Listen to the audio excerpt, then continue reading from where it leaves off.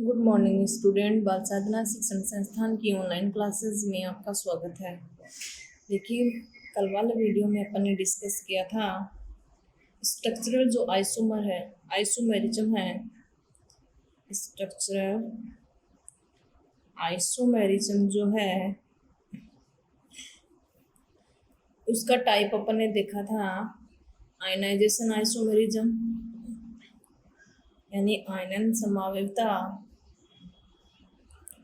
दूसरा अपन ने देखा था हाइड्रेट आइसोमेरिज्म। तीसरा अपन ने देखा था बंधक आइसोमेरिज्म। चौथा अपन ने देखा था उपसह संयोजन समावयवता, कोऑर्डिनेशन आइसोमेरिज्म। इसके दो टाइप बच गए थे, लिगेंड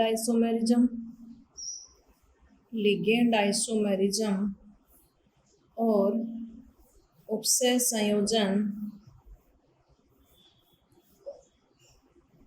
स्थिति समावयवता। ये दो प्रकार बच गए थे। इन चार प्रकारों के अपन ने एग्जाम्पल और डेफिनेशन देख ली थी, इनको समझ लिया था। और मैंने कमेंट बॉक्स में आंसर लिखने के लिए आपको उपसह संयोजन जो समावयवता उसके उदाहरण जो थे कि इनके आईयूपीएसी नाम जो हैं वो आपको लिखने हैं। एक मैंने पहले आपको एक पीडीएफ दी थी, तो पीडीएफ में मैंने फोर्थ वाला एग्जाम्पल दिया था Na3CO NO26, ये वाला एग्जाम्पल दिया था। इस एग्जाम्पल का बाय मिस्टेक मैंने जो कोबाल्ट का नाम है यानी कोबाल्टेट होगा न कि कोबाल्ट, तो देखिए इसका नाम क्या होगा, ये आयनिक मंडल हो गया, ये समन्वय मंडल हो गया। इसका चार्ज इसके ऊपर, इसका चार्ज इसके ऊपर, यानी ये Na+ के रूप में है और ये जो समन्वय मंडल है इसके ऊपर चार्ज कितना है, -3 है। तो देखिए नाम इसका क्या होगा, सोडियम, फिर स्पेस देंगे क्योंकि ये आयनिक मंडल है, और फिर समन्वय मंडल हेक्सानाइट्रो यानी 6 क्या है, नाइट्रो लिगेंड है। फिर मैंने कोबाल्ट बता दिया था, लेकिन नाम क्या होगा, क्योंकि ये ऋणात्मक है तो क्या आएगा, 8 लगेगा, तो क्या होगा, कोबाल्टेट। ऑक्सीडेशन स्टेट इसका क्या आ जाएगा, या तो वैसे कर लीजिए 3 जो है प्लस का है, नाइट्रो पे -1, 6 हो गया, माइनस का 6 और प्लस का 3 पक्षांतरण करेंगे, प्लस का 3 ऑक्सीडेशन स्टेट आ जाएगा।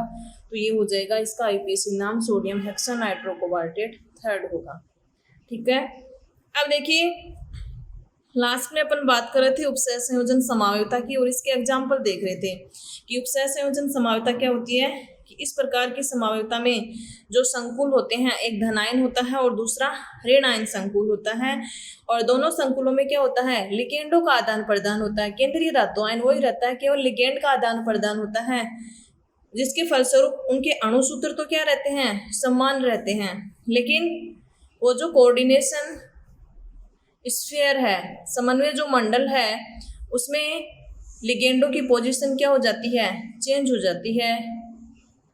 तो इस दौरान जो समावयवी प्राप्त होते हैं वो क्या कहलाते हैं, उपसह संयोजन समावयवी कहलाते हैं, और ये समावयवता क्या कहलाती है, उपसह संयोजन समावयवता कहलाती है। इसके अपन ने कुछ एग्जाम्पल देखे थे, यानी जैसे एक एग्जाम्पल अपन ने देखा था,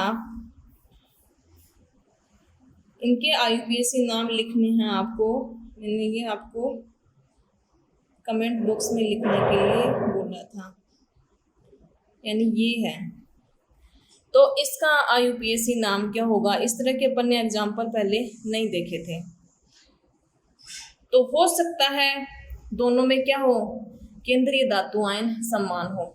अब समान हो तब तो अपन टॉक्स करके कैलकुलेट कर लेते हैं, लेकिन ये केंद्रीय धातु आयन अलग है, ये केंद्रीय धातु आयन अलग है। जैसे दूसरा एग्जाम्पल देखिए, दूसरा एग्जाम्पल ये है, PtNH3 और PtCl4। अब देखिए इन दोनों में तो क्या है, केंद्रीय धातु आयन समान है, प्लेटिनम है। दोनों के साथ लिगेंड जो जुड़े हो वो डिफरेंट है, तो 2x मान करके भी कैलकुलेट कर लेंगे तो वो सही आएगा। लेकिन इनमें देखिए, इनमें 2x कैसे मानेंगे, फिर x मानेंगे तो फिर निकालेंगे किसका, यानी एक का x मान लेंगे दूसरे का y मानेंगे, सेम तो है नहीं, तो निकालेंगे कैसे। तो देखिए इस तरह के जो कंपाउंड कोई उपसय संयोजक यौगिक आपको दिया हुआ है, फिर उसका नाम लिखना है। तो सबसे पहले आपको क्या करना है, ये जो एक तो धनायन है और दूसरा क्या है, ऋणायन है। धनायन समन्वय मंडल और ऋणायन समन्वय मंडल। अब ये नहीं पता है यहाँ कितना चार्ज है और यहाँ कितना चार्ज है, यानी उनका रेशियो तो 1:1 आया है। 1:1 कैसे आया है, क्योंकि यहाँ कितना है 1 है, नहीं लिखा हुआ इसका मतलब, और यहाँ कितना है 1 है, इसका मतलब या तो एक का +3 है तो दूसरे का क्या है -3, एक का +2 है तो दूसरे का -2, एक का +4 है तो दूसरे का क्या है -4 है। कहने का मतलब एक का जितना है दूसरे का उतना ही है। अब देखिए आपको ध्यान ये रखना है, पहले इनके ऊपर चार्ज निकालना है, और चार्ज निकाल के फिर इस कोऑर्डिनेशन एंटिटी में इस केंद्रीय धातु आयन पर निकाल लेंगे, और फिर इस कोऑर्डिनेशन एंटिटी में इस केंद्रीय धातु आयन पर चार्ज निकाल लेंगे कि कितना आएगा। तो देखिए यहाँ जो है कोबाल्ट है, अब कोबाल्ट का आपको ध्यान होना चाहिए, इतने सारे एग्जाम्पल सोल्व किए हैं कि कोबाल्ट का सामान्य ऑक्सीकरण अपन ने ज्यादातर क्या देखा है उपसय संयोजक यौगिकों में +3 होता है। क्रोमियम का जो है +6 तक होता है, यानी +2 भी होता है, +4 भी होता है। यदि इसका +3 है तो इसका कितना है -3 है, तभी तो क्या आया है 1:1 आया है। 6 करेंगे तो भी नहीं आएगा, 4 करेंगे तो भी नहीं आएगा। तो देखिए यहाँ +3 है, इसका मतलब यहाँ क्या है -3। अब यहाँ कोबाल्ट पे ऑक्सीकरण अंक, अब ऑक्सीकरण अंक का तो पता ही है, ऑक्सीकरण अंक ये न्यूट्रल लिगेंड है, यहाँ 0 चार्ज है, कोबाल्ट का x मानेंगे कितना है +3 है। क्रोमियम का कैसे निकालेंगे, यानी x मान लेंगे क्रोमियम का, प्लस क्लोरो पे -1 × 6 = क्या है -3, x = पक्षांतरण करेंगे +6 कितना हो जाएगा +3 हो जाएगा। तो मतलब कोबाल्ट और क्रोमियम दोनों किस किस ऑक्सीकरण अवस्था में है, +3 ऑक्सीकरण अवस्था में है। तो ये अपन पहले ऐसे निकालेंगे, इसके नीचे कितना है और इसके नीचे कितना, मतलब जितना धनायन है और उतना ही ऋणायन है। एक बार अपन कल्पना करेंगे निर्देशन की इतना हो सकता है, तो इसका इतना फिर करके देख लेंगे, फिर इसका जो आंसर है वो सही आ जाएगा। अब देखिए नाम कैसे लिखें, ऑक्सीकरण अंक निकाल लिया, अब पहले क्या लिखेंगे इस वाले समन्वय मंडल का, फिर इस वाले समन्वय मंडल का नाम लिख देंगे। तो यानी यहाँ पर नाम क्या हो जाएगा हेक्सा एमीन, यानी 6 क्या है एमीन है। फिर और कोई लिगेंड है नहीं इस समन्वय मंडल में, अब क्या हो गया कोबाल्ट। उदासीन और धनायन जब होते हैं तो नाम ऐसा कैसा लिखा जाता है कोबाल्ट, ऑक्सीडेशन स्टेट हो जाएगा 3rd। अब आयन लगाते हो तो ठीक है, नहीं लगाते हो तो कोई बात नहीं है। आयन इसलिए नहीं लगाया क्योंकि अब इसके साथ जो समन्वय मंडल का नाम लिखेंगे वो ऋणात्मक होगा, तो पता चल जाएगा कि ये क्या है धनात्मक है समन्वय मंडल। तो यहाँ पे क्या है हेक्सा क्लोरो, 6 क्लोरो लिगेंड है। अब क्रोमियम जो है वो क्या है ऋणात्मक है, यानी समन्वय मंडल के ऊपर क्या है ऋणात्मक चार्ज उपस्थित है, तो केंद्रीय धातु आयन के नाम के साथ क्या जोड़ देंगे 8 जोड़ देंगे, तो क्या हो जाएगा क्रोमियम का क्रोमेट।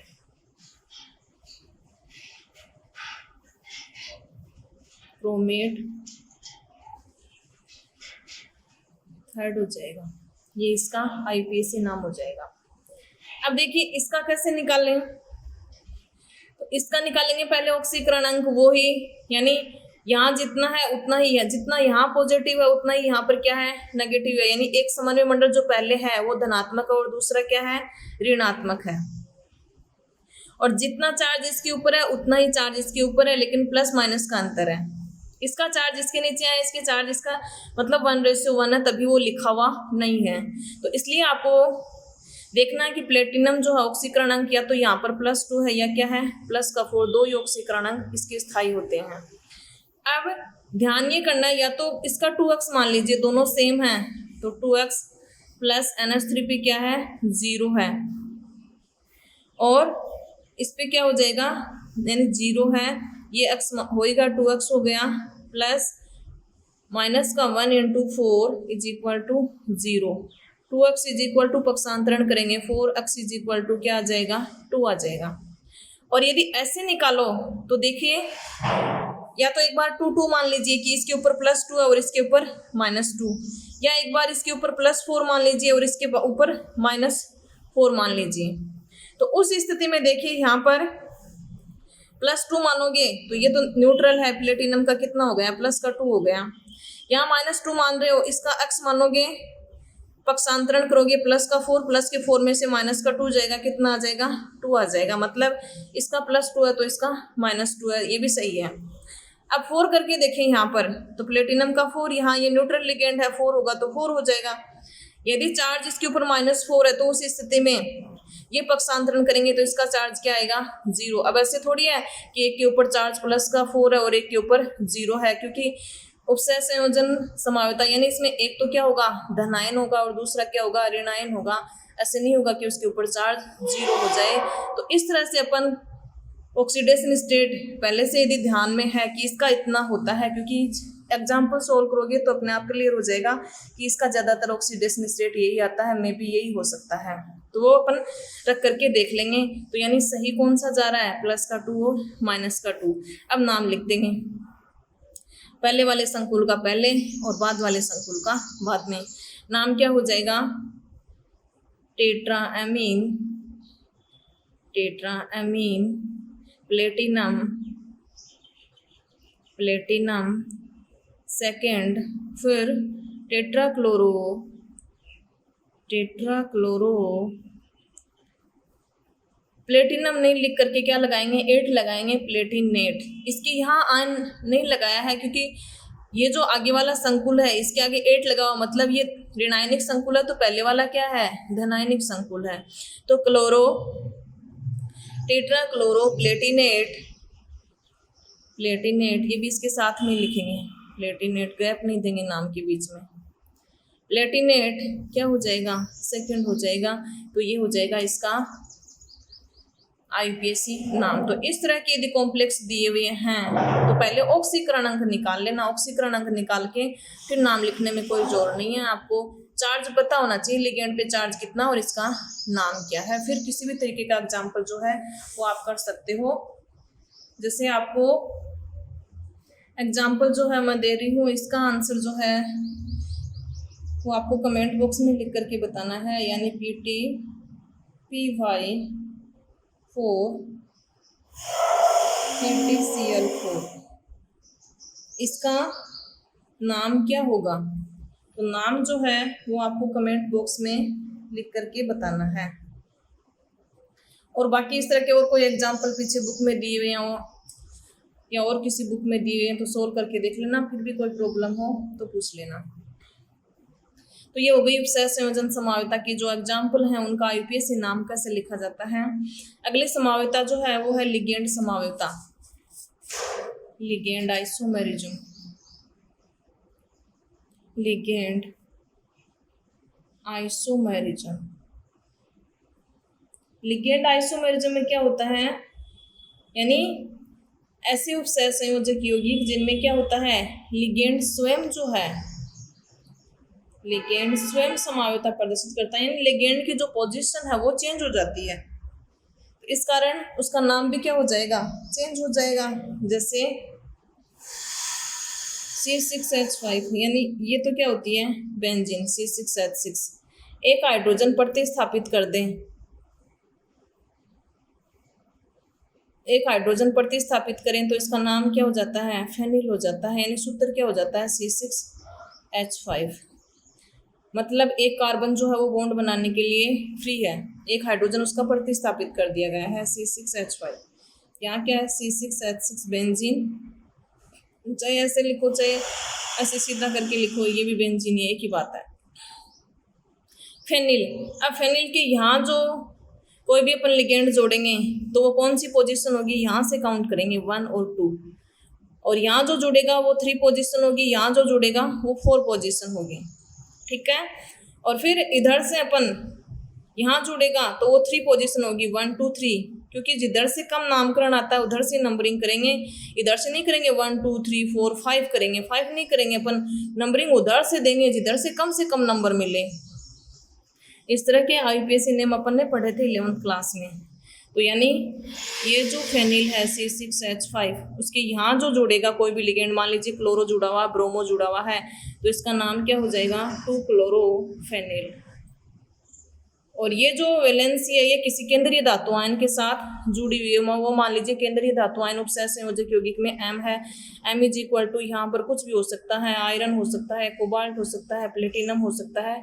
उपसह संयोजक यौगिक में कोई भी केंद्रीय धातु आयन जिससे फेलिन समूह जुड़ा हुआ है उसमें क्लोरो कौन सी स्थिति पर है 2 पर, और कौन सी पर हो सकता है यहाँ केंद्रीय धातु आयन ये 3 पोजीशन पे हो सकता है, नाम क्या हो जाएगा 3-क्लोरोफेनिल हो सकता है।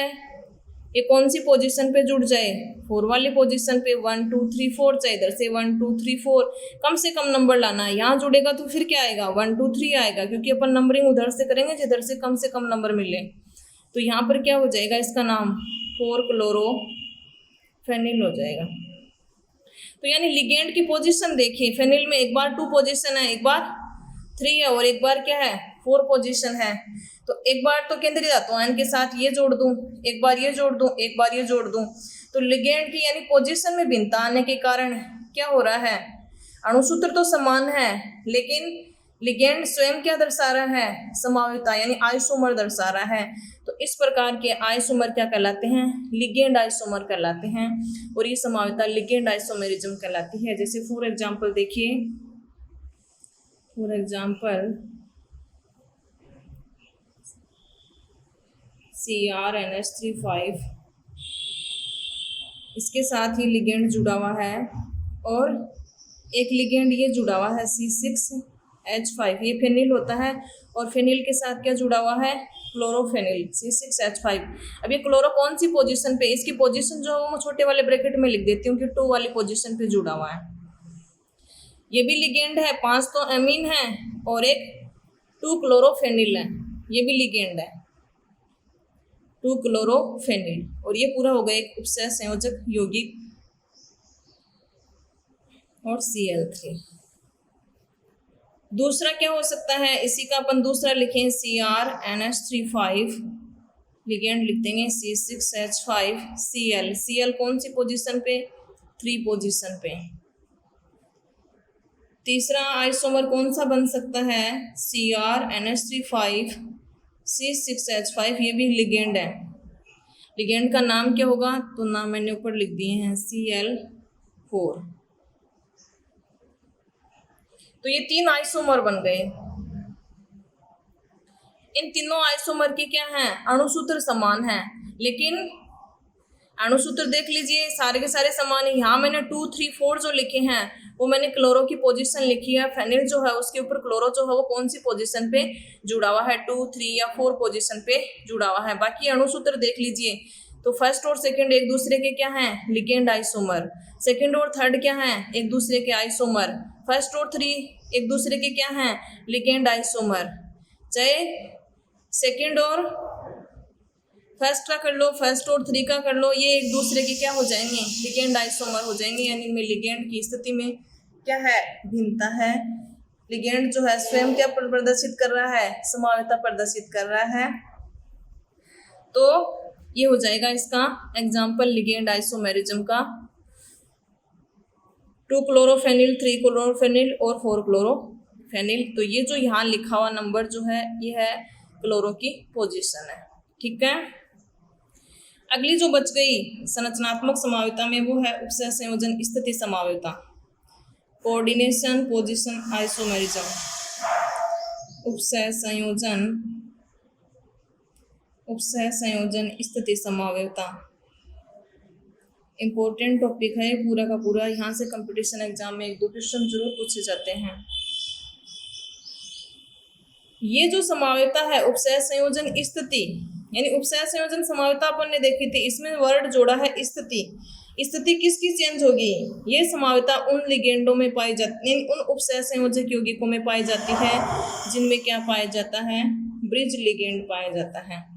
ब्रिज लिगेंड मैंने जिनके नाम बताए थे, ब्रिज लिगेंड क्या होता है, जो दो धातु परमाणुओं को जोड़ता है, केंद्रीय धातु आयनों को जोड़ता है, उनके बीच में जो स्थित होता है वो क्या होता है, ब्रिज लिगेंड होता है, या जिसको बोलते हैं सेतु लिगेंड। उन उपसहसंयोजक यौगिकों में पाई जाती है जिनका अणुसूत्र तो समान होता है, लेकिन केंद्रीय धातु आयन से जुड़े हुए जो लिगेंड हैं उनमें क्या पाई जाती है, भिन्नता पाई जाती है। जैसे फॉर एग्जाम्पल से समझिए, फिर समझ में आ जाएगा। पहला पॉइंट तो क्या हो जाएगा, ब्रिज लिगेंड में पाई जाती है, सेतु लिगेंडों में ये पाई जाती है। दूसरा, अणुसूत्र समान होगा। अणुसूत्र तो किसी भी प्रकार की कोई भी समावयवता हो, अणुसूत्र हमेशा समान ही होगा, परंतु संरचनात्मक सूत्र की में लिगेंड के बंधन में जो है वो क्या पाई जाएगी, यहाँ पे भिन्नता पाई जाएगी। भिन्नता कैसे पाई जाएगी, जैसे NH3 4 CO NH2 O2 CO NH3 2Cl और 2+। एक तो ये कॉम्प्लेक्स है, और दूसरा देखिए ये है NH3 3Cl CO NH2 O2 CO NH3 3Cl और 2+। अब देखिए दोनों का अणुसूत्र क्या है, समान है, चार्ज भी सेम है। NH3 कितने हैं इसमें, टोटल 6 हैं, तो इसमें 3 और 3 6 हो गई। कोबाल्ट कितने हैं, 2 हैं, तो इसमें भी कितने हो गए, 2 हो गए। NH2 इसमें भी 1 है और इसमें भी 1 है। O2 1 है, इसमें भी O2 1 है। Cl2 तो इसमें एक ये और एक ये। अणुसूत्र तो दोनों के समान हैं। ब्रिज लिगेंड उपस्थित है, मतलब ब्रिज लिगेंड जहां देखते ही कौन सी समावयवता है, उपसहसंयोजन स्थिति समावयवता है। परंतु देखिए यहाँ इस लिगेंड केंद्रीय धातु आयन के साथ 4 NH3 जुड़े हुए हैं, जबकि यहाँ पर कितने NH3 हैं, 3 NH3 हैं और एक Cl है। मतलब इस वाले केंद्रीय धातु आयन और इस वाले केंद्रीय धातु आयन के साथ जुड़े हुए लिगेंड क्या हैं, समान हैं। यहाँ देखिए 4 NH3 लेकिन 2 NH3 हैं, 2 Cl2 हैं, ये क्या हो गया, अनसिमेट्रिक लिगेंड यहाँ जुड़े हुए हैं, असम्मित लिगेंड जुड़े हुए हैं, यहाँ सम्मित लिगेंड जुड़े हुए हैं। सम्मित का मतलब समान। तो देखिए लिगेंड की बंधन में क्या पाई जा रही है, भिन्नता की। यहाँ इधर एक क्लोरो है 3 NH3, जबकि यहाँ पर 4 NH3 हैं, तो अणुसूत्र समान है, लेकिन संरचनात्मक सूत्र में क्या है, लिगेंड के बंधन में भिन्नता है। तो इस प्रकार की समावयवता क्या हो जाएगी, उपसहसंयोजन स्थिति समावयवता। ये एक दूसरे के आइसोमर हैं, इनका अणुसूत्र समान है। नाम तो आप लिख दोगे कि दोनों का नाम क्या होगा, कमेंट बॉक्स में आपको आंसर लिख करके बताना। यानी इस तरह का मैंने क्वेश्चन आपसे पूछा भी था, यानी मैंने जो पूछा था NH3 4 CO NH2O2 CO NH3 4+।